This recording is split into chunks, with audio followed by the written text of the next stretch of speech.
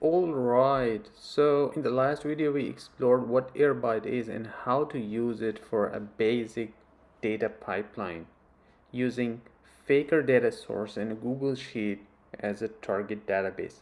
Today we are going a step further and looking into a real world use case. We will connect Salesforce, a popular CRM, to one of the most widely data warehouse, or let me call it a cloud data warehouse, BigQuery. Now we will do everything with Airbyte and specifically Airbyte Cloud, and we will not use a single line of code that we write on our own. So everything will be UI based. We authenticate with a Salesforce, and then we authenticate with BigQuery. We create a data pipeline with Airbyte, and then data start flowing from our Salesforce CRM to BigQuery platform. So as you can see, I've already set up a Salesforce account. You can see two accounts here, which I created after logging in. It's just basic account type, and we will see how they look on the Airbyte side. There is also some sales object we can copy from Salesforce to BigQuery. On the receiving end, BigQuery, it's a popular cloud data warehouse, and you have to create a Google Cloud account before you can use it. Important is that you need to set up billing account before you can do anything in data warehouse like BigQuery. If you have already used it, maybe you can skip this section, but if not, I just want to give you a glimpse of how things are looking in BigQuery. You can create a database like you would in any operational database like MySQL or Postgres. You need to select a region. It may be important if you are, for example, for some reason you have to comply with, maybe your data cannot go out of your region, so you need to make sure that a proper region is selected. And on top of that, you can simply create tables, create fields, set data types, and there is an also interesting option about Iceberg. Maybe I will create a video about that at some point later, but right now you can see what options you have. But in general, there is nothing fancy about it on the surface level. It's very simple and straightforward as any database would be, right? You can create tables, the main structure is tables, and you can use it like that. So that's all about BigQuery.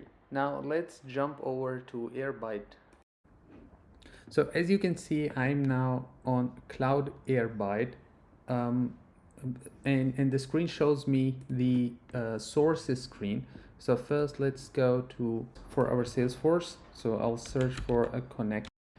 All right, now once we are on this screen, you can see on the right hand side there is some documentation. For example, the recommended method to load data from Salesforce. What basically they are suggesting is that you should create a dedicated user account with minimal permissions. But right now, because I have created a trial version of Salesforce, so it's a limited account, what I would do is authenticate with my main account here. So I'll go ahead and do that. All right. The authentication is completed, and I'll call it Salesforce tutorial source, so I can remember it later. Let me set it up, and boom, our connection is successful. Now let's go to the destination, and in this case we have to use a BigQuery connector. So now the first thing we need to figure out is what is a project ID. So if you go to your Google Cloud Console, you'll see on the top left side, we will just copy that back to our Airbyte, right? So if you say EU, then it will use a location EU when creating your data set. I'll say Salesforce DB and maybe 2025.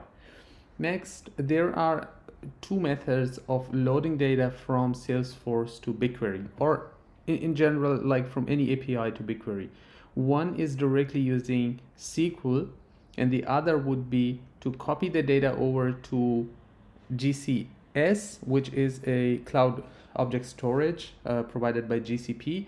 But That's a little bit advanced option, and you might have to set up a few more things in your Google Cloud Console. For example, you need to create a bucket, appropriately set up the properties of that bucket, and then create a service account that will provide access to the bucket and BigQuery. And finally, you can use this method.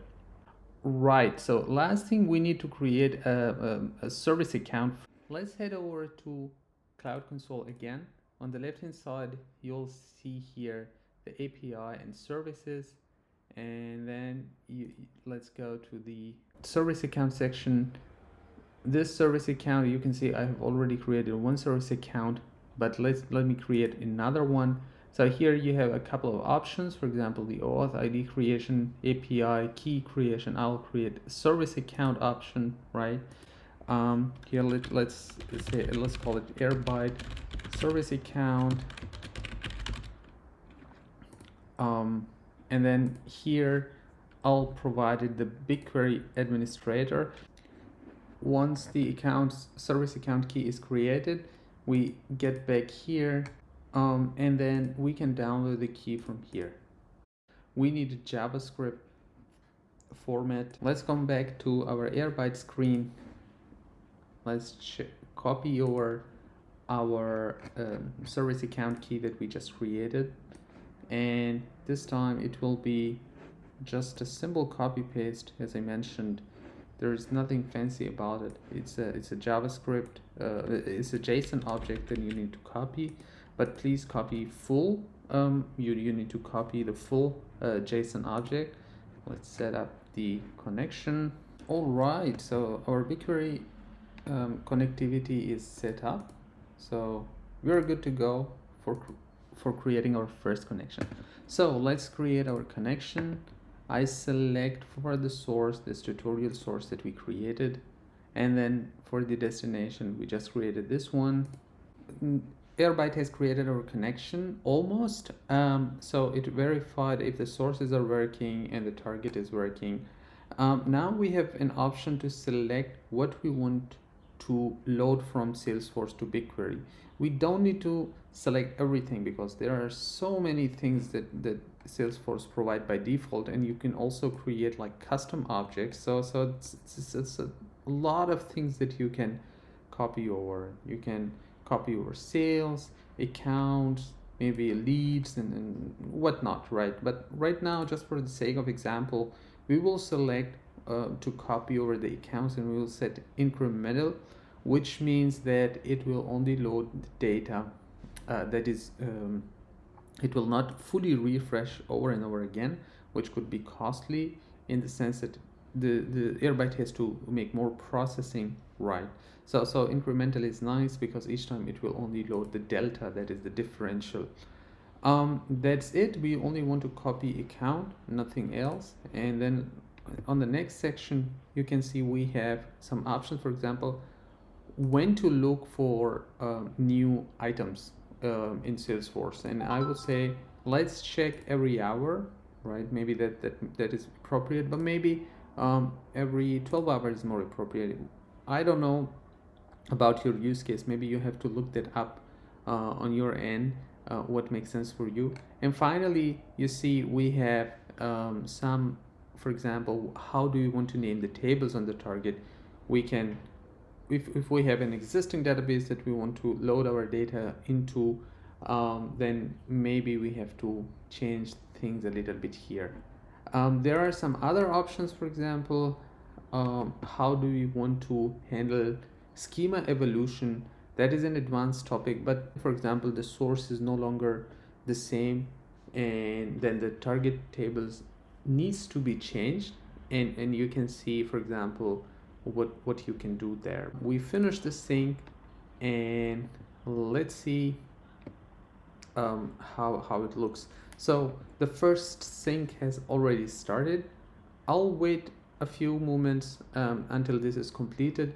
By the way, a nice way to see what's going on in the sync is by going into this logs section. Right now there is nothing because it just started, but as soon as the progress go on, oh, here we go, you can see that we will have some logs appearing here, and we can see, okay, if everything is healthy and the run is going as expected.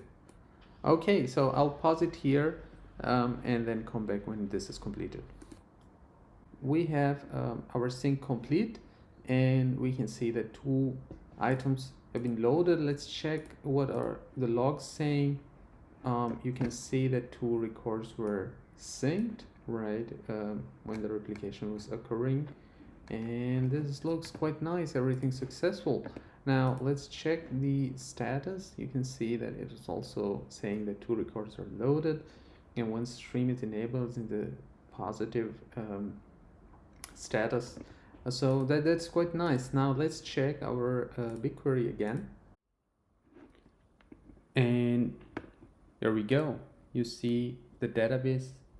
We have this is the one we created, you remember, at the start, and the table, this one is created automatically by Airbyte. So this is quite nice. You don't have to worry about creating the schema, and the destination and the source will talk to each other. And this is where a little bit deeper we will talk about the actual contract between source and destination and how they work, because this is quite nice that you already get a pre-made schema. So a lot of things that you have to think about, for example, what is the payload and what are the types. A lot of things are already kind of happened behind the scene, and you have sufficient amount of control to handle the changes if you need to. And that is what we will do another video about later on. But at the end, I also want to show, for example, 2 accounts that were in the Salesforce CRM. They are already replicated via Airbyte. So that's all I wanted to talk about in today's video. If you have any comments or feedback, feel free to share them and let me know what you would like to know more about Airbyte, which topic, which concept. I'll be happy to make a video about it. Thank you very much and have a great day.